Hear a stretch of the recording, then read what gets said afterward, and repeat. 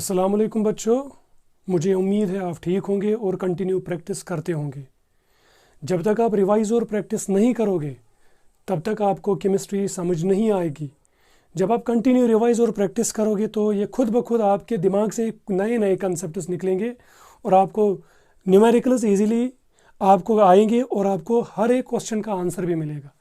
जैसे एक शायर भी है ना, एक शायर का, कि नगमा बेताब है तारों से निकलने के लिए, नगमा बेताब है तारों से निकलने के लिए, एक ज़रा छेड़ दे मिज़राब हयात। तो जब तक आप प्रैक्टिस नहीं करोगे तब तक आपके दिमाग से या दिल से केमिस्ट्री बारन नहीं होगी। You practice and you will learn everything. तो आइए, हमने अभी तक नॉर्मेलिटी को डिस्कस किया था, अब नॉर्मेलिटी को आगे बढ़ाएंगे। हमने नॉर्मेलिटी से लगभग 2 या 3 इक्वेशन डिराइव की थी। नॉर्मेलिटी को हमने बोला था शॉर्ट में number of gram equivalents of solute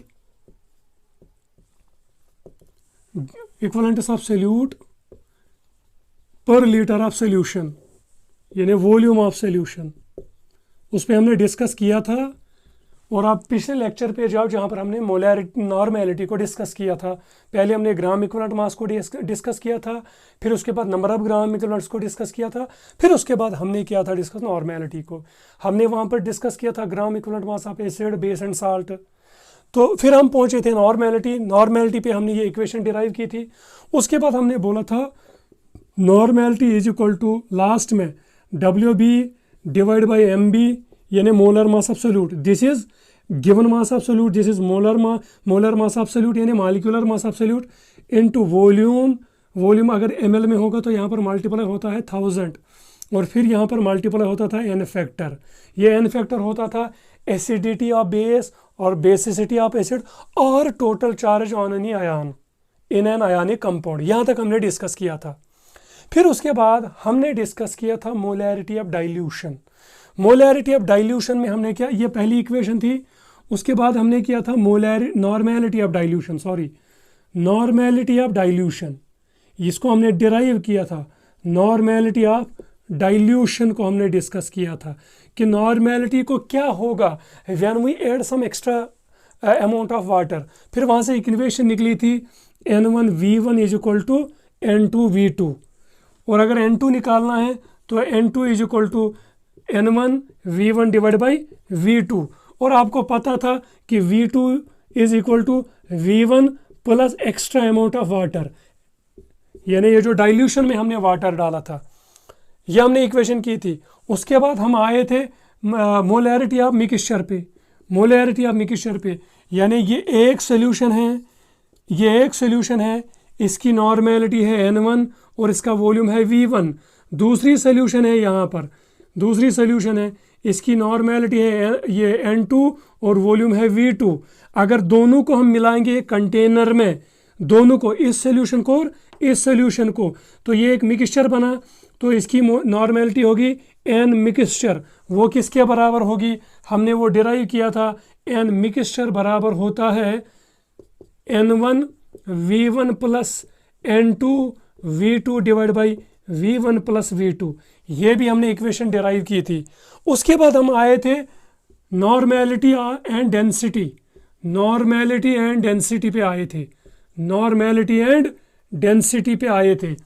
तो वहाँ पर इक्वेशन आई थी normality is equal to density of solution into percent purity multiply by percent purity into 10 divide by gram equivalent mass of solute. ये इक्वेशन निकली थी।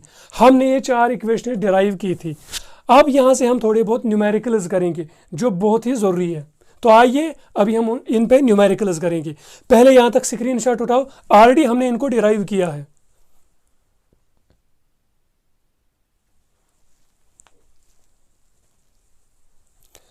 अब आते हैं न्यूमेरिकल पे।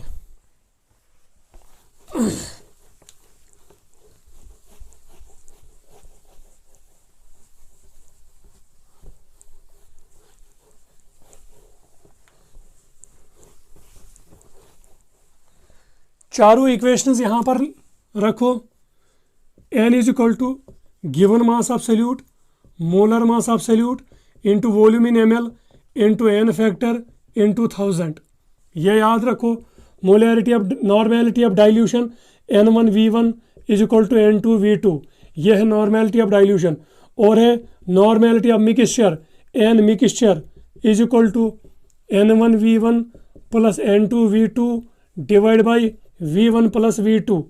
और normality and density, normality of solution जिसकी डेंसिटी दी हुई है, density into percent purity into 10 divide by gram equivalent mass of solute. तो ये इक्वेशंस याद रखो और इन्हीं पे हम न्यूमेरिकल करेंगे। आज हम पहला क्वेश्चन करेंगे। On dissolving 4.9 grams of H2SO4 in 200 ml of aqueous solution, then normality of solution will be, करो ये न्यूमेरिकल जल्दी।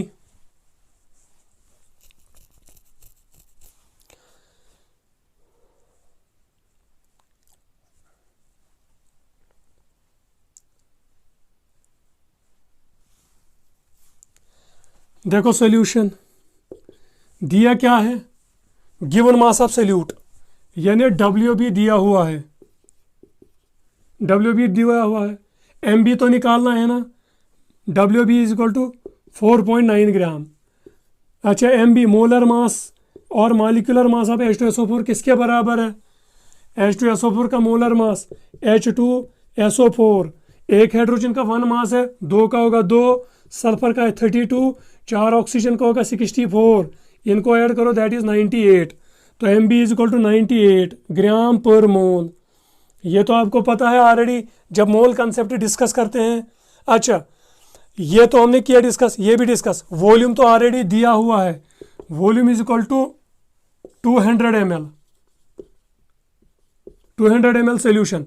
अब निकालना है हमें N factor. N factor acid की होती है बेसिसिटी, तो बेसिसिटी इसकी क्या है, यहाँ पर कितने है प्रोटॉन ये देगा 2, तो एन फैक्टर इज 2। अब ये वैल्यू इस्तेमाल करो इस इक्वेशन में। अब देखो normality is equal to WB के बदले क्या लिखेंगे 4.9। अच्छा एन फैक्टर के बदले 2 लिखेंगे डिवाइड बाई MB के बदले क्या लिखेंगे 98 इंटू वॉल्यूम के बदले 200 ml मल्टीप्लाई बाई 1000। यहाँ तक आया समझ में? यह आया समझ में? अच्छा 200 5000। अब ये और ये मल्टीप्लाई होगा तो ये आएगा यहाँ पर 9.8 डिवाइड बाई 98 इंटू 5, यही आएगा ना। दिस एंड दिस कैंसल, यहाँ पर आएगा 0.1 इंटू 5, तो नॉर्मेलिटी निकलेगी 0.5 नॉर्मल सोल्यूशन। तो दिस इज आंसर। यहाँ तक स्क्रीनशॉट उठाओ।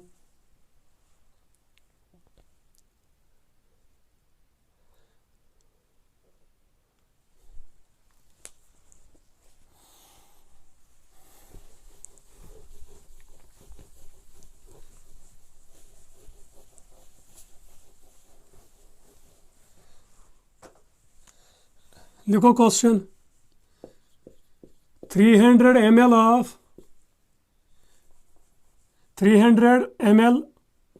of 0.3 normal solution, 3 normal aqueous solution of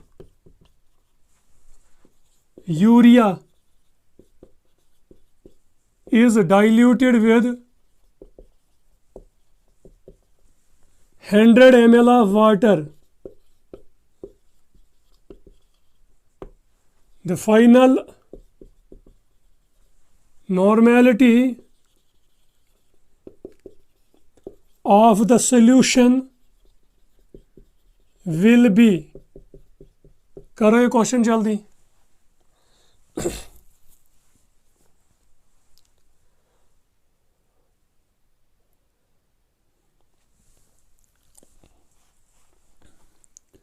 देखो सॉल्यूशन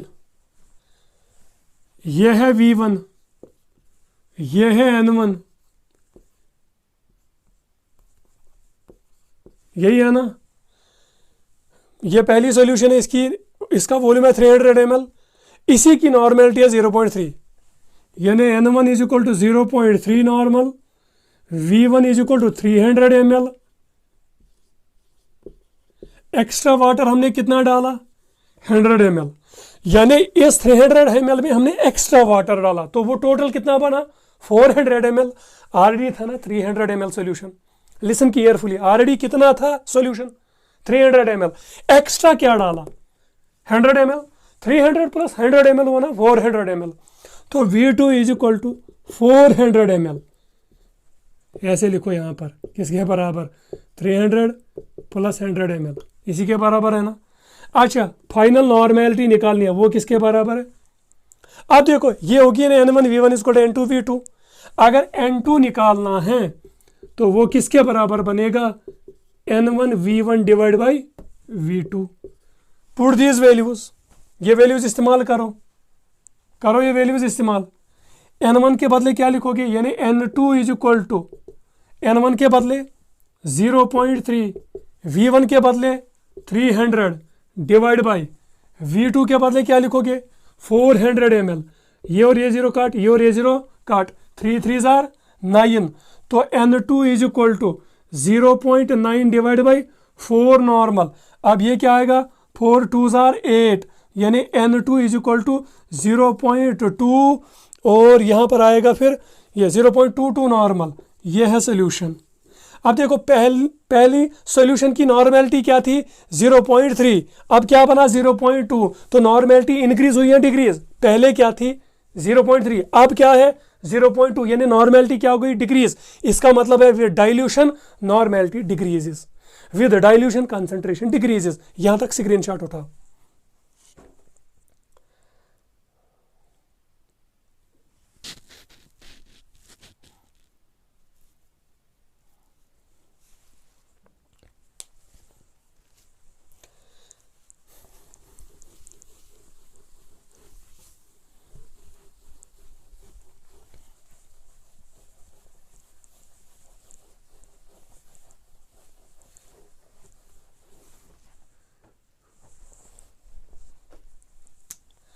और एक question,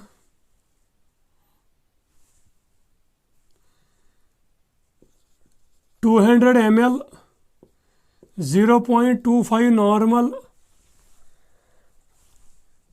aqueous solution of sucrose is mixed with 300 ml of 0.10 normal aqueous solution. Find the final normality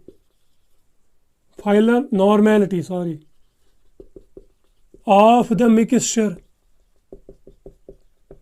चलो करो question, जल्दी करो क्वेश्चन।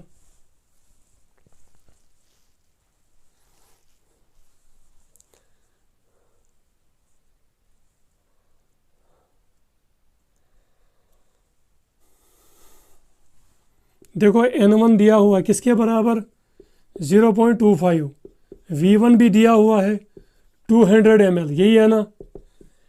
अच्छा, N2 किसके बराबर है, ये है ना N2 0.10, V2 किसके बराबर है 300 ml। दोनों सॉल्यूशंस को हमने क्या किया है, मिक्स, तो अब क्या निकलेगी, नॉर्मेलिटी ऑफ मिक्सचर किसके बराबर, N1 V1 हुआ ना 0.25 into 200 ml plus N2 V2 0.10 into 300 ml divide by V1 plus V2, यानी V1 प्लस V2, V1 हुआ 200 और ये हुआ 300 इक्वल टू 500 ml, यही है ना। यानी कौन सी इक्वेशन यहाँ लगेगी, यहाँ पर ये इक्वेशन लगेगी, normality of mixture equal to N1 V1 plus N2 V2 divide by V1 plus V2। यही लगेगी ना इक्वेशन। अब देखो normality of mixture is equal to 200 into ये, तो ये क्या आएगा 20, 2 5 ज़ा 10, 2 2 ज़ा 4 5, तो ये आएगा 50, ये आएगा 50, 200 इंटू 25 इज इक्वल टू 50। अच्छा प्लस 300 इंटू 10 ये होगा 30, 1 2 3, हाँ ये हुआ 30, डिवाइड बाई क्या आया 500। अब देखो क्या बना, normality of mixing is equal to ये बना 80 total, 50 plus 30 is equal to 80 divide by 500, यही आएगा ना। ये ज़ीरो काट, ये ज़ीरो काट, यहाँ पर क्या आएगा पॉइंट। तो normality of mixture is equal to normality of mixture is equal to 0.8 divide by 5 normal.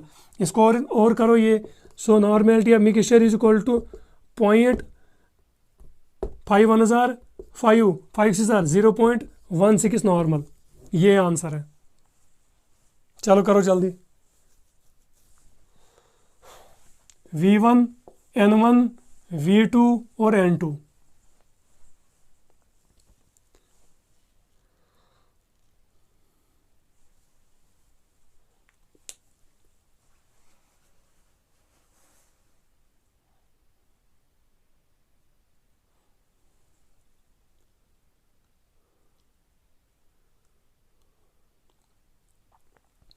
जल्दी करो।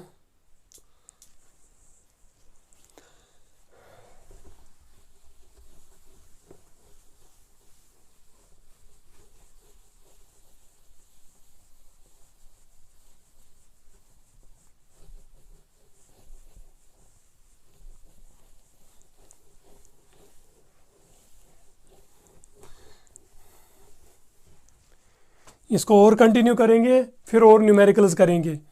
आज का टॉपिक पढ़ो, relation between normality and molarity.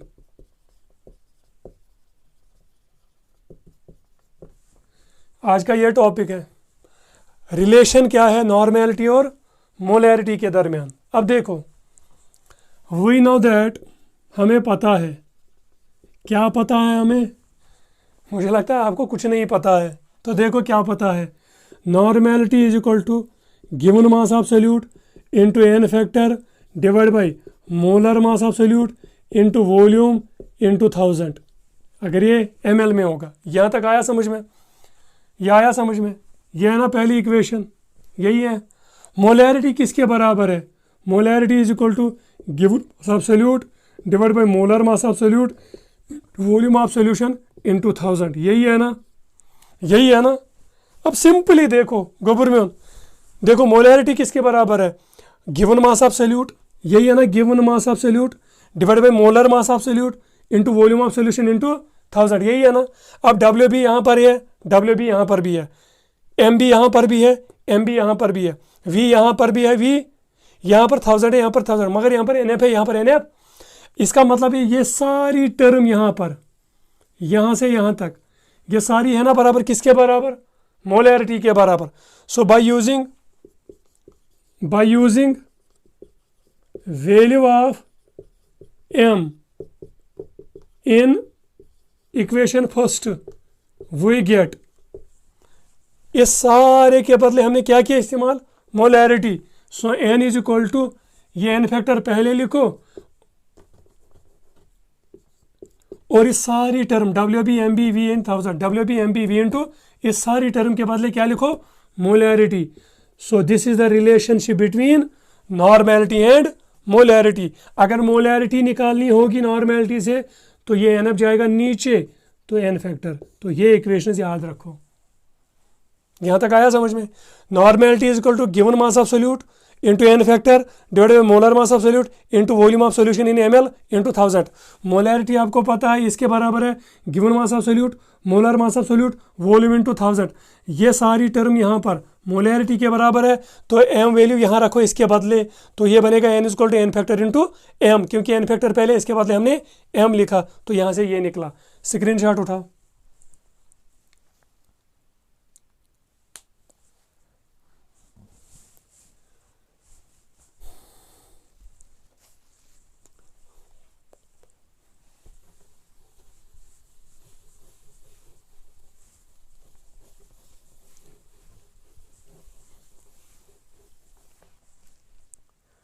आज आप क्वेश्चन करेंगे।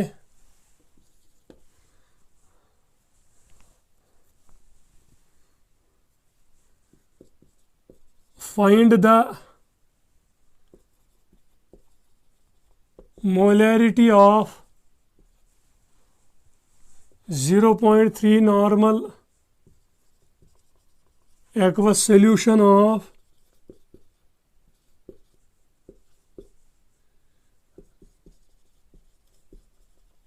phosphoric acid। चलो करो जल्दी।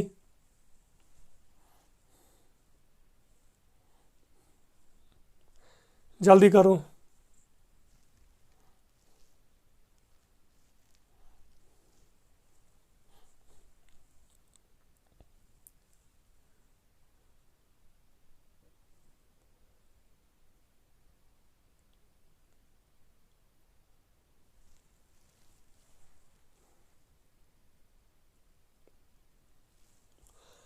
देखो गोबर, नॉर्मेलिटी ऑफ सोल्यूशन कितनी है? 0.3। निकालनी हमें क्या है? Molarity. Normality is equal to 0.3। Molarity हमें क्या निकालनी है? एसिड कौन सा है?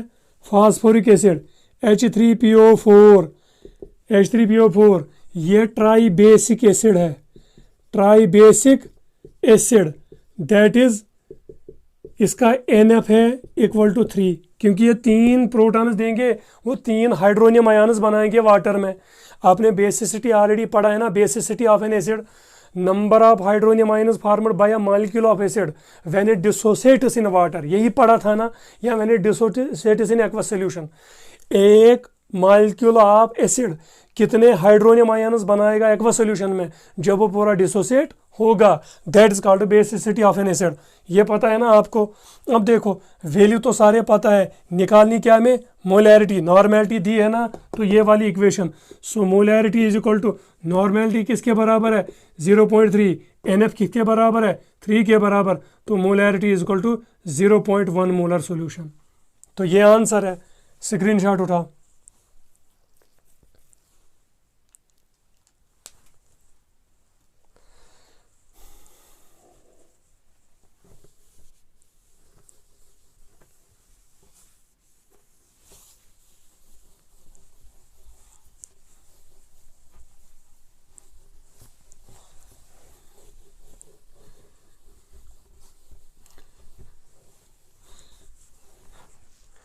अभी तक हमने डिस्कस किया है बहुत सारी कंसंट्रेशन टर्म्स।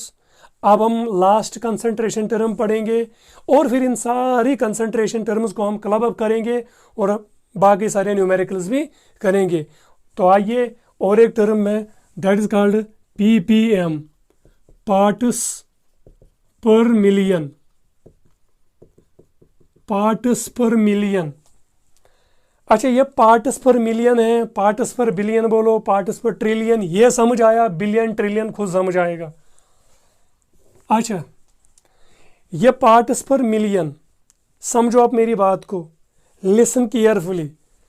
एक फैक्चुअल पॉइंट भी मैं बोलूंगा। अगर आपको वाटर में डिजॉल्व्ड ऑक्सीजन देखना होगा, डिजॉल्व्ड ऑक्सीजन और कार्बन डाइऑक्साइड इन वाटर देखना होगा, तो ऑक्सीजन है सॉल्यूट, वाटर है सॉल्वेंट, ये सारी सॉल्यूशन बन गई। तो अगर हमें अमाउंट ऑफ सॉल्यूट देखना होगा इस सॉल्यूशन में, यानी amount of oxygen in total water, यानी उस सॉल्यूशन में, वो हम दिखाते हैं ppm में। किस में? ppm में दिखाते हैं, क्योंकि वाटर की क्वांटिटी बहुत ज़्यादा है और ऑक्सीजन क्वांटिटी, उसमें जो डिजॉल्व्ड ऑक्सीजन होता है वो बहुत कम होती है।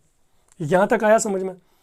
यानी ऑक्सीजन क्वांटिटी वाटर में जो डिजॉल्व होते हैं, जो डिजॉल्व्ड ऑक्सीजन होता है, जिसको हम कहते हैं डिजॉल्व्ड ऑक्सीजन, जो एक्वेटिक लाइफ के लिए बहुत ही इंपॉर्टेंट है, यानी एक्वेटिक लाइफ के लिए डिजॉल्व्ड ऑक्सीजन बहुत ही ज़रूरी है। और ये डिजॉल्व्ड ऑक्सीजन उस वाटर में, उस ह्यूज अमाउंट ऑफ वाटर में, उसकी कंसंट्रेशन हो गई ना बहुत बहुत स्मॉल, तो वो हम कैसे देखते हैं? ppm में। वो हम देखते हैं किसमें? ppm में। और ये जो नॉर्मल ऑर्डिनरी वाटर है, जो रिवर्स में फ्लो होता है, उसमें जो कंसंट्रेशन ऑफ ऑक्सीजन होती है ना, it is 8 ppm। It is 8 ppm। ये याद रखो, अंडर द नॉर्मल कंडीशंस जो वाटर में होता है ना, ये ऑक्सीजन, डिजॉल्व्ड ऑक्सीजन, वो कितना होता है 8 ppm। अगर इससे खुदा न खास्ता ज़्यादा होगा, अगर खुदा न खास्ता ये डिजॉल्व ऑक्सीजन ज़्यादा होगा किसमें, वाटर में, यानी more than 8 ppm, then water will turn as carcinogenic, carcinogenic. अब देखो नेचर ने 8 ppm रखा, अगर ज़्यादा हुआ ऑक्सीजन किसमें, वाटर में, तो then it will turn into carcinogenic. क्यों? क्योंकि ऑक्सीजन ऑक्सीडेशन करता है, तो मैक्सिमम कैंसर सेल्स फॉर्म होती है बिकॉज ऑफ ऑक्सीडेशन ही। तो यहाँ तक आया समझ में, ये आया समझ में।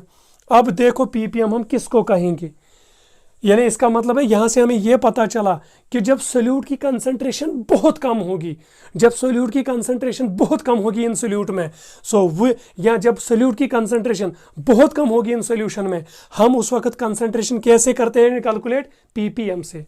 इन्हें सिंपल याद रखो, when the concentration of solute in solution is very very very very small, यानी in traces, we calculate that concentration in terms of ppm।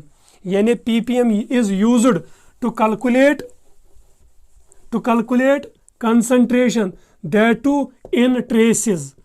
जब सोल्यूट होगा ट्रेसेस में, when solute is present in very very small quantity in the solution, that time the concentration term used is ppm। अब आया समझ में, जब solute की concentration बहुत कम होगी सोल्यूशन में, वो यूज द टर्म ppm। अब समझो मेरी बात को, जैसे आपने किया था ना मास परसेंट आपने किया था ना, मास परसेंट, ऐसे W/W is equal to mass of solute divide by mass of solution, यही किया था ना। और फिर क्या किया था, मल्टीप्लाई बाय 100। हमने बोला था अमाउंट ऑफ सोल्यूट या number of parts of solute by mass to the total number of parts of solution by mass multiply by 100। इसको हम क्या कहते थे, इसको हम कहते थे मास परसेंटेज, इसको हम कहते थे मास परसेंटेज, परसेंट W/W। अब आया समझ में, अब आया समझ में। ये तो ज़्यादा कंसंट्रेशन है, अगर ट्रेसेस में होगा, फॉर एग्जांपल ये हमने सोल्यूशन ली है, इसमें सोल्यूशन है और इसमें सोल्यूट है इन ट्रेसेस, बहुत ही कम सोल्यूट है इसमें, बहुत ही कम सोल्यूट है इसमें। अब हम कैसे इसकी कंसंट्रेशन देखेंगे, क्योंकि ये तो very very small amount of solute है, तो हम इस सोल्यूशन के 10 लाख पार्ट्स करते हैं। कितने, इसके हम कितने पार्ट्स करते हैं, 1 मिलियन पार्ट्स करते हैं। कितने मिलियन पार्ट्स करते हैं, 1 मिलियन पार्ट्स। ये होना parts per million, million मीनस 10⁶ मीनस 10 lakh, मीनस 10 lakh मीनस 10 lakh मीनस 160, यही है ना, इतना हुआ। अच्छा समझो, इस सॉल्यूशन को हमने कितने पार्ट्स किए हैं, 10 लाख पार्ट्स, और यहाँ से एक पार्ट ले लो, यहाँ से अब ये एक छोटा सा पार्ट ले लो। इस छोटे से पार्ट में अब देखो, यानी इस छोटे से पार्ट में अमाउंट ऑफ सोल्यूशन देखो, अमाउंट ऑफ सोल्यूट देखो by mass to the total mass of solution is called parts per million. यानी वी कैन से इस पार्ट में जो कंसंट्रेशन ऑफ सोल्यूट होगी दैट इज कॉल्ड ppm। यहाँ तक आया समझ में, यहाँ तक आया समझ में। यानी 1 मिलियन पार्ट्स में हमें देखना है कि अमाउंट ऑफ सोल्यूट कितना है। अब डिफिनीशन क्या बनेगी, डिफिनीशन ऑफ ppm क्या आएगी, लिखो definition of ppm, number of parts of solute by मास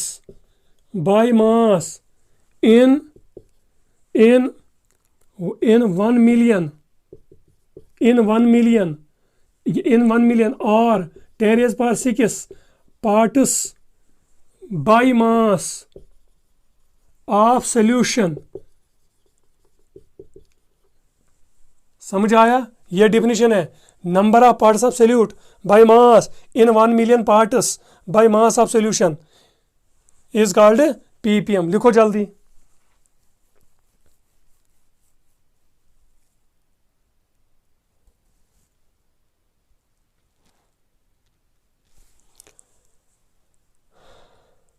या ऐसे भी लिख सकते हो, number of parts bye mass of solute, ऐसे भी लिख सकते हो। ठहरो, number of parts by mass number of parts bye mass of solute in 10 raised power 6 parts in 10 raised power 6 parts by mass of solution is called ppm। यहाँ तक आया समझ में? यानी 1 मिलियन पार्ट्स ऑफ सोल्यूशन में कितने parts of solute है, that is called parts per million. यहाँ तक आया समझ में? यहाँ तक आया समझ में? सॉल्यूशन लिया, इसके 10 लाख पार्ट्स किए, एक पार्ट निकाला, उसमें देखना है कि अमाउंट ऑफ सोल्यूट कितना है, दैट इज कॉल्ड पीपीएम। यहाँ तक आया समझ में? तो इक्वेशन क्या बनेगी? Ppm is equal to mass of solute या amount of solute in grams, ले लो ग्राम्स में, mass of solution, mass of solution वो भी किस में लोगे? वो भी लोगे ग्राम्स में। यहाँ लिखो अमाउंट ऑफ सोल्यूट किस में? ग्राम्स में। टोटल अमाउंट ऑफ सोल्यूशन वो भी किस में? ग्राम्स में। इनटू 10 raised power 6, इसी को हम कहते हैं पार्ट्स पर मिलियन। यहाँ तक नोट करो जल्दी, करो नोट जल्दी। Mass of solute to the mass of solution in grams, दोनों ग्राम में होने चाहिए। अगर ये ग्राम में होगा, ये एमएल में होगा तो नहीं चलेगा, दोनों ग्राम में होना चाहिए या दोनों एमएल में होना चाहिए। यहाँ तक आया समझ में? यह आया समझ में? Number of parts bye mass of solute in 10 raised power 6 means 10 lakh part by mass of solution is called ppm. ये आया समझ में? अब लिखो और एक चीज, फॉर एग्जांपल अगर मेरे पास सोल्यूशन है 3 ppm solution, example 3 ppm solution, इसका मतलब क्या है? इसका मतलब क्या है? मुझे मतलब समझाओ इसका। इसका मतलब है that is 3 gram of solute, 3 gram of solute in 10 raised power 6 gram of solution. इसका यही मतलब है। लिखो यहां तक लिखो जल्दी।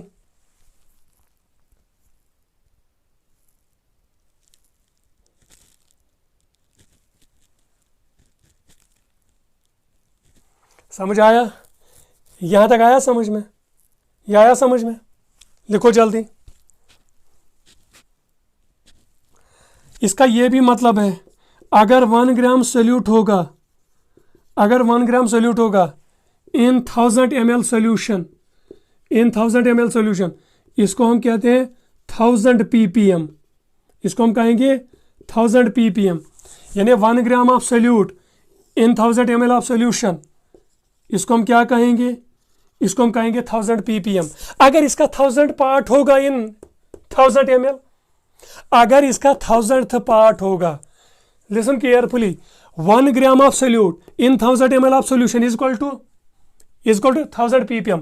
अगर इस 1 ग्राम का 1000th हिस्सा होगा, यानी 1 डिवाइड बाई 10 raised power 3, ये हुआ ना इसका 1000th हिस्सा, यानी 1 बाई ग्राम, यानी 1 ग्राम का 1000th हिस्सा अगर सोल्यूट होगा, यानी 1/1000th gram of solute, 1/1000th gram of in 1000 ml of solution, in 1000 ml of solution, in 1000 ml solution, सीधे लिखो, इज इक्वल टू 1 ppm। यहां तक लिखा। 3 ppm means 3 gram of solute in 10 raised power 6 gram of solution. इसका यह भी मतलब है अगर 1 ग्राम ऑफ सोल्यूट होगा 1000 ml ऑफ सोल्यूशन में, दैट इज कॉल्ड 1000 ppm। अगर इस 1 ग्राम का 1000वां हिस्सा होगा, 1000th ग्राम, 1 ग्राम का 1/1000th ग्राम होगा इन 1000 ml of solution, that is called 1 ppm। यहां तक आया समझ में? यहां तक आया समझ में? लिखो यहां तक जल्दी।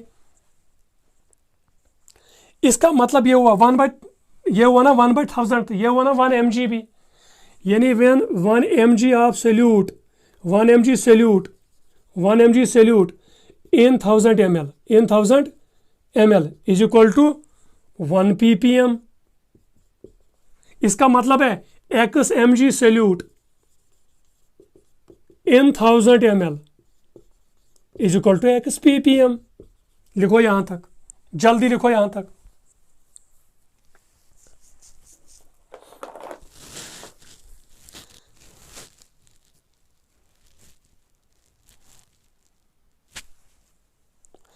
आया समझ में?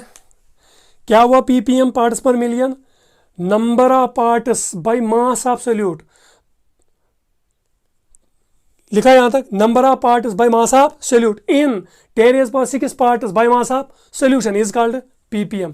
यानी कितने पार्ट्स ऑफ सॉल्यूट है by mass in 1 million parts bye mass of solution, उसको हम क्या कहेंगे? ppm। तो मास of solute in gram, mass of solution in gram into 10⁻⁶, या ये भी होगा volume of solute in ml, mass of solution, ये volume of solution in ml, तो इंटू 10⁻⁶। इसका ये भी मतलब है, देखो mass of solute in gram, mass of solution in gram into 10⁻⁶, या ऐसे भी होगा volume of solution in ml divide by volume of solution in ml, ऐसे भी लिख सकते हो ppm। वॉल्यूम ऑफ सॉल्यूट किसमें? ml में, divide by volume of solution किसमें होगा? ml में, इंटू करो 1000, इंटू करो 10⁻⁶, सॉरी 10⁻⁶, इसको भी हम कहेंगे ppm। अब आया समझ में? 3 ppm का मतलब क्या है? 3 ग्राम of solute in 10⁻⁶ gram of solution. इसका और एक मतलब है 1 gram of solute in 1000 ml of solution is called 1000 ppm, और इसका यही मतलब है। यहाँ तक आया समझ में? अब इस पर हम न्यूमेरिकल करेंगे, स्क्रीनशॉट उठाओ, न्यूमेरिकल करेंगे।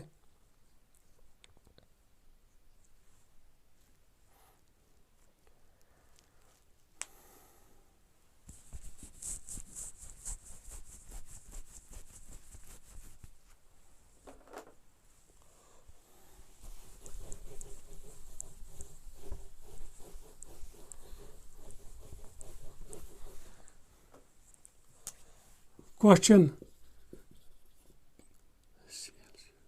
calculate ppm of solution when 0.50 gram of NaCl is present in 5000 gram of aqueous solution। करो जल्दी,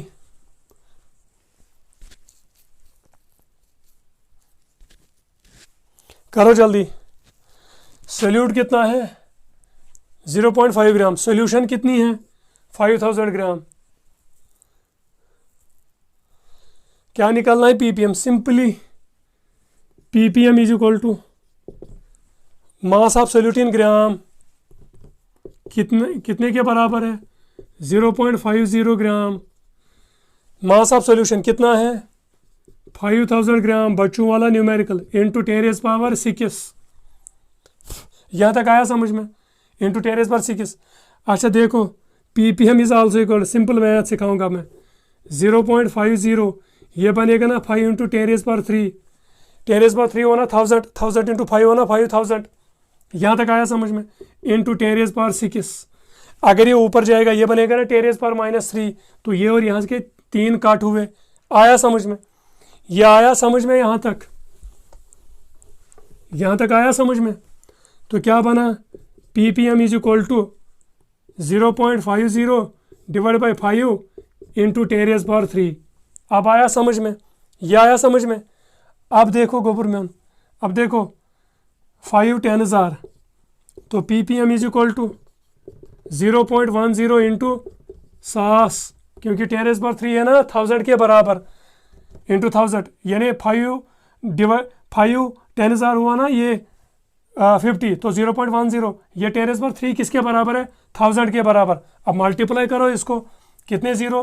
1 2 3 4, 4 0 एंड 1, पॉइंट कितने बाद? 2 के बाद, तो वो किसके बराबर निकलेगा? 100 ppm इज द आंसर। चलो आया समझ में? देखो सोल्यूट कितना है? 0.50 ग्राम।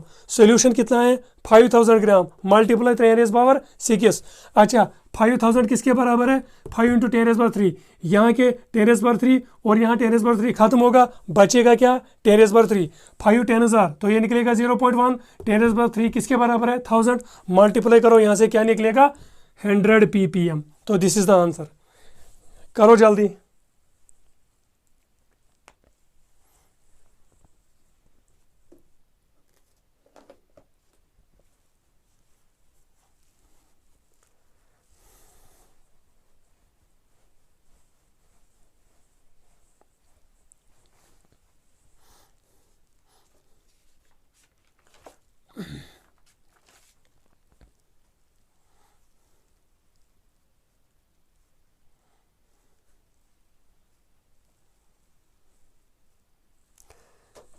यहाँ तक सारा समझ आया?